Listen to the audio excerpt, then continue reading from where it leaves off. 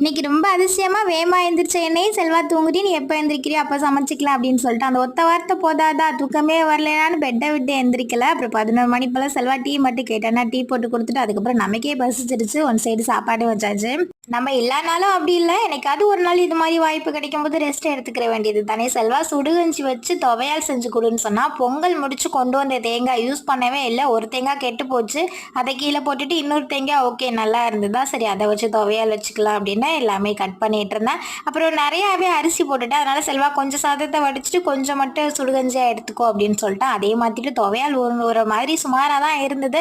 Okay அப்படியே சுடுகஞ்சிக்கு வந்து கொஞ்சம் வெங்காயம் அப்புறம் தயிர் அப்புறம் நம்மளோட ஃபேவரேட்டான நார்த்தேங்காய் ஊறுகாய் எல்லாத்தையுமே போட்டு அப்படியே மிக்ஸ் பண்ணி சாப்பிட்டாச்சு. பரவாயில்ல, லேட்டாக சாப்பிட்டாலும் இந்த வெயிலுக்கு நல்ல சாப்பாடியா செம்மையா இருந்தது. அப்புறம் செல்வா ட்ரெஸ் கொஞ்சமா அயன் பண்றதுக்கு இருந்தது, அயன் பண்ணி வச்சுட்டோம்னா செல்வா எப்போ ட்ரிப் வருதோ அப்போ கிளம்பிடுவான். இன்னைக்கு நம்ம ஃபேமிலியில சாகித், சௌந்தர்யா, கனகராஜ், காயத்ரி, ஸ்ரீவித்யா உங்களுக்கு இனிய பிறந்தநாள் நல்வாழ்த்துக்கள். Bye bye.